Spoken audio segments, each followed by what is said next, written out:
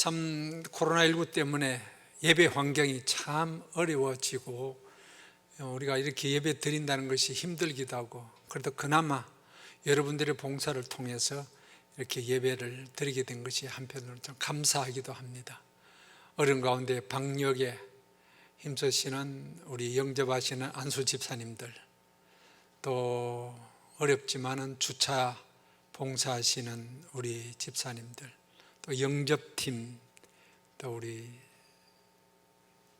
권사님 집사님들, 또 매주일 찬양은 못하지만 중두단 또 봉사하시고, 최 집사님 답답하실 것 같아요. 지휘를 못해서 성가대 다 앉혀놓고 그냥 지휘를 해야 되는데, 그렇죠? 네.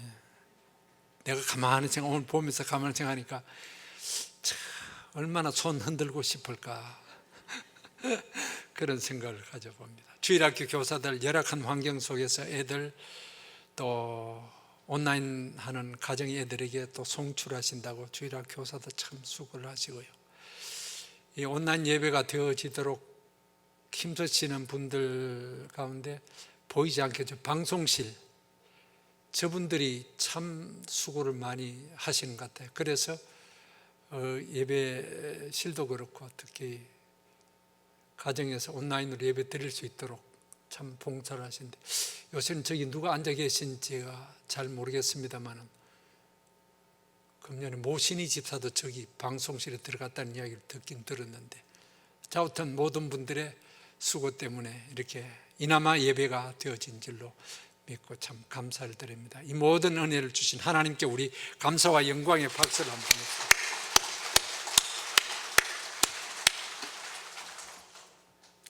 여러분이 코로나19 이전에 여행을 많이 다니셨죠. 뭐 그것이 국내든지 해외든지, 또 좋아하시는 분 많이 다니시고. 그런데 어떤 여행지는 갔다 와서 잊어버립니다. 그런데 어떤 여행지는 마음속에 꼭 새겨지는 여행지가 있습니다. 아, 거기 그 있죠. 네, 다 기억나는 어떤 특별한 곳이 있을 것입니다. 잊혀지지 않는, 그것만 생각하면 기분도 좋고 그때 추억이 생각이 나는 그런 좋은 기억나는 여행지도 있을 것입니다. 저도 역시 그렇습니다. 저는 그 여러 여행지 가운데서 특별히 성경과 관계된, 성지에 관계된 여행지가 참 제 마음속에 많이 간직되어 있습니다. 처음 갔을 때 시내산 정상, 모세가 여기서 하나님 만나고 율법을 받았다. 정말 감격스러웠죠. 그 이후에 예수님의 그 빈 무덤 앞에서의 그 부활절 예배, 혹은 지금 갈 수 없지만 시리아의 그 바울이 핍박하기 위해서 다메섹으로 가다가 꼬꾸라진 장소가 있습니다. 그 기념 예배당이 있는데 그 꼬꾸라진 장소, 그것을 지나면서 참 감동이 넘쳤습니다. 그런 여러 기억들을 갖고 있는데, 특별히 저는 이 세겜에 갔을 때의 기억을 또 하게 됩니다. 세겜 땅. 여러분, 세겜이라 그러면 별로 중요하게 느껴지지 않을 거예요. 뭐 그런 데가 성경에 있기는 있는데 뭐 그렇게 중요하냐, 그렇지 않습니다. 세겜이 성경에 차지하는 중요성이 큽니다. 몇 가지 예를 들어보면요, 아브라함이 창세기 12장에서 하나님의 부르심을 받고 첫 떠나서 장막을 치고 제단을 쌓은 곳이 어디냐? 세겜입니다. 그리고 그 이후 이삭이 거기 살았고요. 특히 야곱은 세겜의 경험이 참 많습니다. 창세기 33장, 34장, 35장에 이어지는 세겜 땅에 관한 기록이 있습니다. 야곱이 외삼촌 집에서 20년 종살이하고 돌아오죠. 야복강을 건넙니다. 그리고 형님을 만납니다. 만난 뒤에 그는 숲곳에 가서 다친 환도뼈를 치료하고 어디로 갔느냐? 세겜 땅에 갔습니다. 여기 33장에 나옵니다. 그리고 그곳에서 그는 아주 마음 아픈, 가슴 아픈 경험을 하죠. 그의 딸 디나가 성폭행을 당하는 그 아픔이 바로 세겜 땅입니다. 그 아픔이 있을 때에 하나님께서 창세기 35장 보면 너 세겜을 떠나라 그럽니다. 그리고 베델로 가라. 그런 곳이 바로 세겜입니다. 저는 여러분은 잘 알지 못했지만 요셉의 무덤이 어디 있느냐? 세겜 땅에 있습니다. 거기서 끝나는 것이 아니죠. 이스라엘이 나누어집니다. 남쪽 유대와 북쪽 이스라엘로 나누어지죠. 나라가 찢어집니다. 근데 북쪽 이스라엘의 수도가 어디냐? 세겜입니다. 그러니까 그 왕조가 시작한 곳이 세겜입니다. 이것 정도만 말씀드려도 세겜이 우리가 알지 못하던 굉장히 중요한 성경적 위치구나. 저는 교회의 배려로 참 한 30년 전 이 성지를 이스라엘을 두 번째 간 적이 있습니다. 근데 3박 4일로 그냥 후딱 지나가는 것이 아니라 한 달을 머물렀습니다. 감사하죠. 교회에 대해서 한 달을 머물면서 거기에 계시는 선교사님과 더불어 단에서 부엘세바까지 남북 통틀어 다 성경에 관계된 중요한 곳을 다 방문을 했습니다. 우리 아는 대로 북쪽 그리고 남쪽 그 사이가 갈릴 사마리아죠. 세겜은 사마리아에 위치하고 있는 도시입니다. 예수님께서 요한복음 4장에 수가성 여인을 만난 곳이 어디냐? 사마리아 땅이요 세겜 지역입니다. 그 주변 지역입니다. 그만큼 세겜은 중요한 위치를 또 여러 가지 성경적인 교훈을 주고 있는 곳입니다.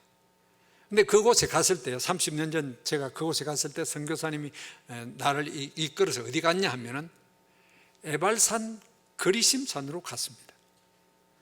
이 에발산 그리심산이 어디냐? 세겜 땅에 있습니다.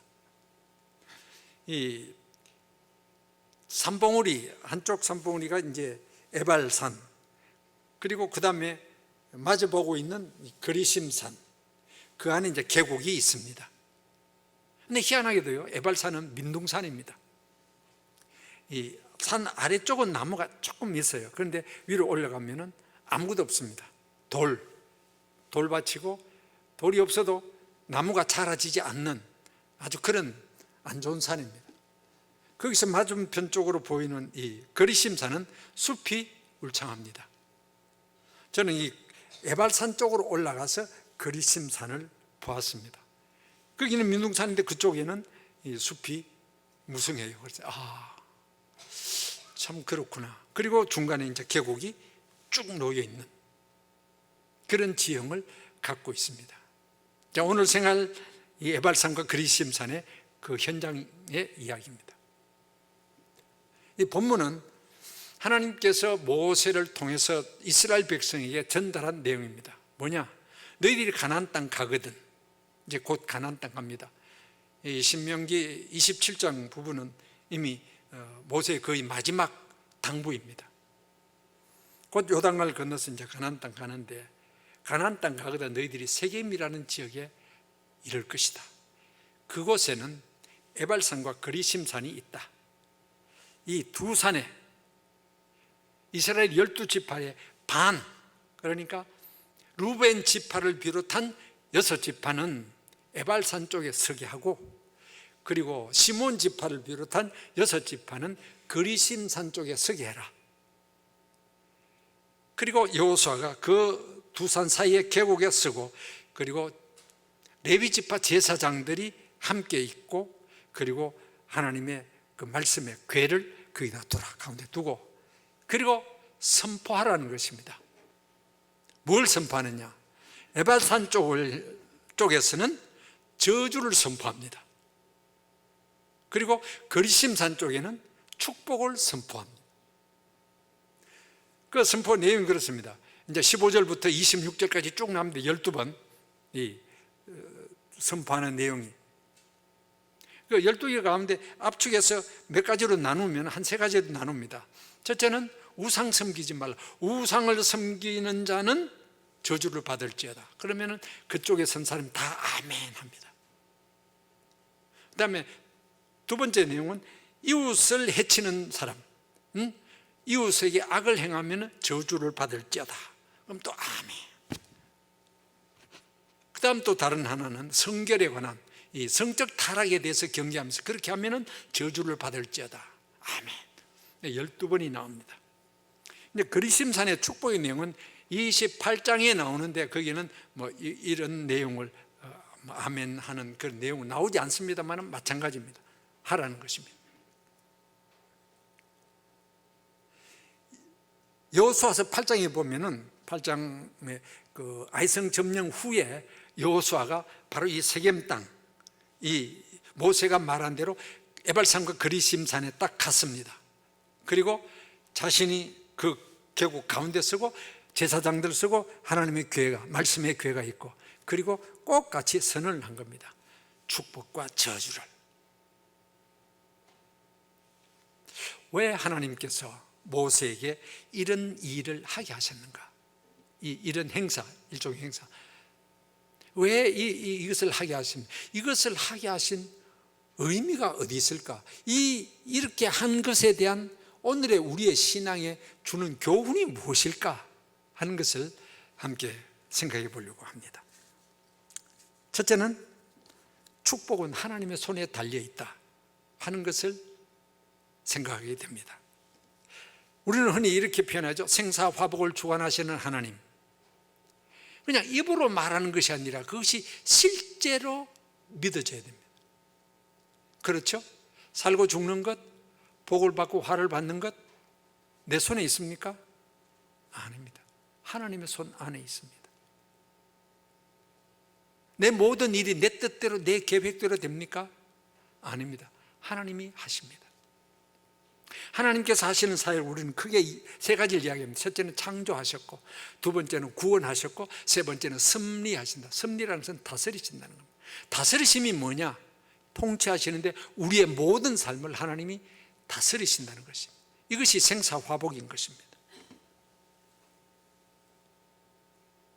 하나님께서 복을 주시면은 내가 복을 받는 것이지, 하나님이 복을 주시지 아니하시면 안 되는 거예요. 물론 인간의 노력이 필요 없다는 건 아닙니다. 인간의 최선의 노력을 다 해야 되죠. 내가 아무리 많은 계획을 쓰고 발부둥 쳐도 하나님께서 복 주시지 아니하시면 안 되는 거예요. 반대로 내가 계획하는 게 좀 부족하고 연약하다 할지라도 하나님께서 나를 어여삐 보시고 긍휼히 여기셔서 복을 주시면 내가 복된 삶을 사는 거예요. 그 성경이 이야기합니다. 시편 127편에 뭐라고 말합니까? 여호와께서 집을 세우지 아니하시면 세우는 자의 수고가 헛되이다. 성을 지켜주시지 아니하시면 파수꾼이 깨어 있으면 다 헛된 것이다. 늦게 자고 아침 일찍 일어나도 하나님께서 복 주시지 아니하시면 안 되는 거다. 그건 우리의 고백입니다. 야고보 4장 13절 이하에 보면 야고보 사도는 그런 이야기를 합니다. 어떤 사람이 계획을 합니다. 멋진 계획을 세웁니다. 내가 어느 도시에 가서 좋은 몫에 어떤 사업을 구상하고 한 1년쯤 해서 내가 참 부자가 되어보겠다 계획을 가진다. 하나님의 대답은 이 어리석은 사람아, 내일 일을 네가 알지 못하지 않느냐? 내일 1년 뒤에 네가 살아있을지 죽을지도 모르고, 성공과 실패가 네 손에 달려있는 것이 아닌데 이 어리석은 사람아, 우리의 계획 속에 내가 하려는 무엇 속에 하나님이 함께 하시지 아니하시면 다 꽝이에요. 안 되는 거예요. 우리는 철저하게 하나님 의지, 하나님 중심, 하나님의 손에 모든 것이 달려있다. 내 모든 삶이. 그걸 믿음으로 하나님께 나아가야 되는 것입니다. 말씀드린 대로 인간의 노력이 필요 없다는 것 아닙니다. 최선의 노력을 다해야 되죠. 그러나 모든 것을 다스리고 주관하시는 하나님입니다. 뭔가 내 뜻대로 됩니까? 사업? 내 마음대로 됩니까? 내 뜻대로 됩니까? 자식 내 마음대로 됩니까? 내 마음대로 되는 거 없어요. 하나님이 하십니다. 하나님이 복 주시면 되고 하나님이 복 주시지 않으면 안 된다. 이 철저한 하나님 중심적 신앙을 우리가 가져야 됩니다. 그런 하나님 중심적인 삶을 살았던 이스라엘 역대 왕 가운데 다윗, 물론 그가 잘못한 몇 가지 있습니다만 그는 철저하게 회개한 사람이에요. 하나님이 복 주셔서 그는 가장 위대한 왕이 되었습니다. 그러나 그 외에 다른 왕들 하나님 떠나고 하나님 없이 지 마음대로 했습니다. 그러다가 어떻게 되니까 나라가 그냥 나누어지고 포로로 잡혀가고. 철저히 우리는 하나님의 손에 의탁하나 하나님의 주권, 하나님 중심, 하나님이 복 주시지 아니하시면 나는 아무것도 아닙니다. 이 신앙으로 우리가 살아가야 되는. 그러면 두 번째 생각은, 그러면 이 에발산과 그리심산 두 산에 내가 어느 산에 서야 되겠는가? 여러분 어느 산에 서고 싶습니까? 목사님 그것도 질문이라고 합니까? 예. 그것도 질문입니다. 우쩍하는 질문이. 자, 축복이 선언된 그리심산에 서고 싶습니까? 아니면 저주가 선언된 에발산 쪽에 서고 싶습니까? 당연하죠. 네. 여러분 지금 못 들어갑니다. 그 사마리아 세겜에 한번 가보면 실감합니다.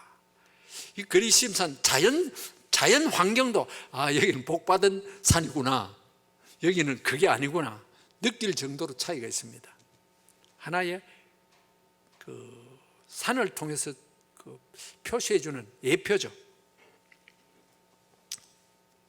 아까 말씀드린 대로 세겜 땅, 그 아브라함이 첫 제단을 쌓았고 야곱이 거기서 살았었고 요셉의 무덤이 있고 북쪽 이스라엘의 수도가 거기서 시작이 되었고 뭐 대단한 그 곳 아닙니까? 거기다가 그리심산에 하나님의 축복이 내려 선포되어지고, 그러니까 이 사마리아 지역의 사람들은 대단했습니다.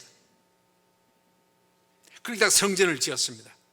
예루살렘 성전 짓는데 자기들은 등 돌렸습니다. 스룹바벨 성전 그 예루살렘에 그 포로로 잡혀와서 귀환해서 지을 때 이쪽 지역 사람들은 등 졌습니다. 우리는 사마리아다. 그리고 사마리아 성전을 지었습니다. 그리고 이 세겜 땅, 이 사마리아 땅, 이 그리심산의 성전, 여기가 진짜야. 여기서 예배 드리면 하나님 받으셔. 여기가 축복의 자리야. 그렇게 생각하고 살았습니다. 그것이 요한복음 4장에 나옵니다. 수가성 여인이 예수님 만나죠. 예수님께서 뭐 여러 가지 교훈들을 하셨습니다. 네 남편을 데리고 오나. 남편 없습니다. 없다는 말이 있다. 전에 5명이 있었지만 그것도 네 남편이고 지금 있는 것도 네 남편 아니다. 깜짝 놀라죠. 이 여인이. 내가 보니 처음에는 유대인으로 봤다가 당신은 이제 선지자인 것 같습니다. 그런 이야기까지 합니다. 그러면서 이 여인이 유대인, 이 사마리아 여인이 유대인으로 예수님을 향해서 그런 질문을 하지 않습니까? 우리는 이 산에서 예배합니다. 자부심이 대단하거든요. 이 세겜 땅, 이 그리심산에 있는 성전, 이거 최고다. 이거 축복받은 자리인데 뭘? 당신들 자꾸 예루살렘이라는데 그 예루살렘 그 헛것 아닙니까? 거기서 예배 드려 그 되겠습니까? 하나님 받으시겠습니까? 할 정도로 이 자부심이 있는 곳이었습니다. 예수님 대답이 뭡니까? 이 산 저 산이 문제가 아니야. 하나님께 예배하는 자는 영과 진리로, 영이신 하나님 앞에 예배는 어느 장소에서 드렸느냐가 문제가 아니다. 영과 진리로 예배 드릴 때에 그 예배를 받으시는 것이다. 예수님께서 여기서 지적한 것은 장소가 문제가 아니라는 것입니다.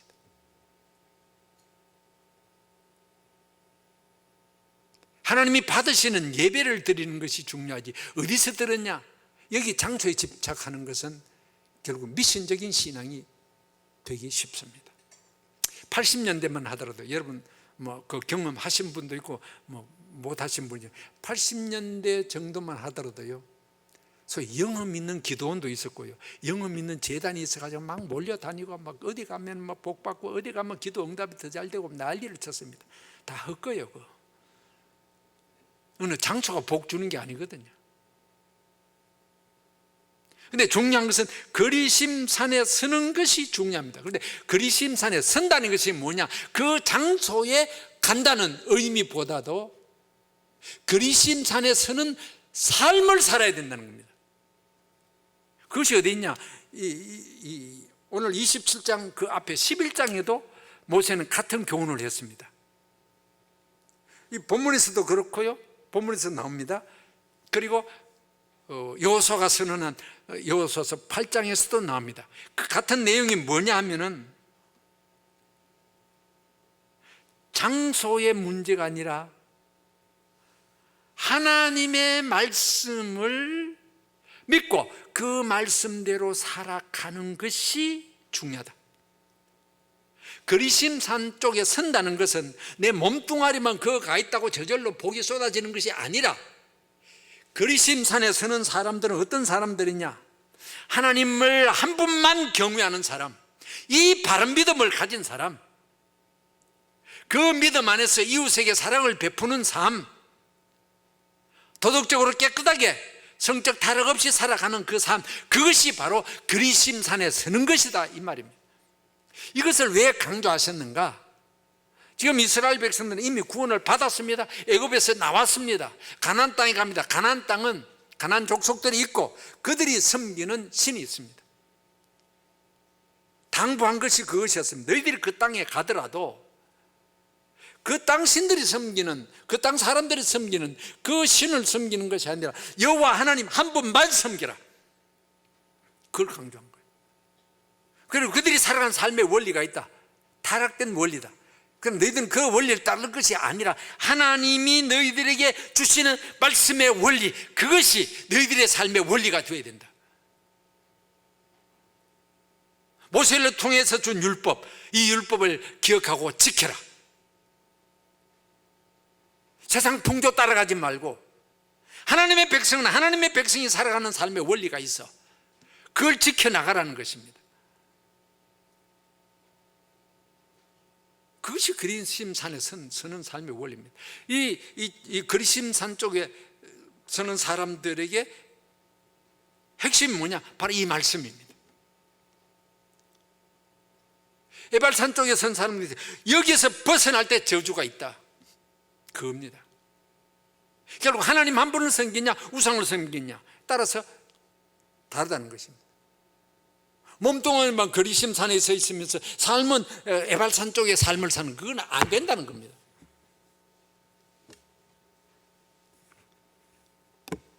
하나님께서는 바로 이런 원리를 가르쳐 주신 것입니다. 하나님의 말씀을 믿는다는 것, 그리고 그 말씀대로 살아간다는 것. 우리가 흔히 한국교회를 보면서 목사들의 책임도 크죠. 우리가 하나님만 섬깁니다, 이건 참 다른 어떤 데보다도 탁월한 것 같아요. 근데 약점이 뭐냐? 이웃에 대한 관계입니다. 예수님께서도 큰 계명이 뭐냐 질문을 받고 뭐라고 말씀하십니까? 하나님 잘 섬기라, 사랑해라, 마음과 뜻과 정성을 다해서 하나님, 그것이 첫째다. 둘째는 이와 같으니 내 이웃을 님과 같이 사랑하라. 이쪽은 잘 못하는 것 같아요. 우리가 덜 강조한 것이 아니냐 생각이 되어집니다. 그러나 성경 꼭같이 강조합니다. 그러면 너희가 그 땅에 들어가서도 강성해지고 땅을 차지할 것이고 너희 날이 장구해질 것이다. 그것이 복이었습니다. 결국 하나님이 함께 하시는 것이죠. 이스라엘 백성도 이미 복받은 삶입니다. 애굽의 종살이에서 구원받았어요. 홍해 건넜어요. 축복의 땅에 들어갑니다. 그런데 무슨 복을 또? 복이 있다는 것입니다. 계속해서 이 바른 믿음에 서고 말씀대로 살아가는 순종의 삶이 있을 때에 하나님께서는 은혜 위에 은혜를 주시고 이미 받은 축복 위에 복을 더해 주신다는 것입니다. 하나님이 주시는 가정에 평안이 있을 것입니다. 믿음이 부유해질 것입니다. 자녀들의 형통이 있을 것입니다. 시편 1편에 그런 말씀이 있죠. 복 있는 사람은, 복 받는 사람은 어떤 사람이냐? 악인들의 꾀를 따르지 않고 죄인의 길에 서지 않고 오만한 자의 자리에 앉지 않고 오직 여호와의 율법을 즐거워하며 그 율법을 주야로 묵상하는 것. 그럼 어떻게 되느냐? 시냇가에 심은 나무같이 된다. 시절을 따라 열매가 맺혀진다. 약속입니다. 우리의 삶이 그리심산에 서는 삶이 되기를 바랍니다. 하나님 경외, 하나님 중심, 하나님 제일주의, 이걸 놓치면 안 됩니다. 지금 이 세상은요, 하나님 절대 주권을 믿고 하나님 중심으로 살아가는 삶, 그리스도인으로 살아가는 것을 세상은 조롱하고 있습니다. 온갖 타락된 윤리들이 지금 뭐 성소수자 보호한다고 뭐 별별 짓을 다 하고 있지 않습니까? 그러나 우리는 하나님이 우리에게 주신 원리가 있습니다. 이 원리 놓치면 안 돼요. 생명 다해서 이 믿음, 이 말씀, 붙들고 말씀대로 살아가는 것, 정말 오늘 우리에게 더욱더 필요합니다. 여호수아서 24장에 보면 여호수아가 마지막 유언적인 설교를 합니다. 어디서? 세겜 땅에서 합니다. 다 이야기하고 정말 하나님 한 분 잘 섬기며 너희들이 이 땅에서 그 원리대로 살아라. 나는 이제 간다. 택하라. 하나님이냐 우상이냐, 신앙이냐 불신앙이냐, 어렵게 살 것인가 불의하게 살 것인가, 좁은 길이냐 넓은 길이냐, 하나님 중심이냐 재물 중심이냐, 순종이냐 불순종이냐, 택하라. 그렇게 말합니다. 여호수아의 고백같이 오늘 우리의 삶이 믿음으로 살아간다는 것이 그렇게 쉬운 환경은 아닙니다. 환경에 지배받는 믿음이 아니라 환경을 이겨내는 믿음, 그것이 참된 믿음입니다. 여러분, 코로나 환경을 비롯해 여러 가지 어려운 환경들이 우리 주변에 있지만 그래도 하나님 제일주의, 하나님 중심, 예수 제일주의, 오직 믿음, 오직 하나님의 은혜, 그리스도 산 쪽에 서는 삶, 이 복된 삶이 우리에게 있기를 주의 이름으로 축복합니다.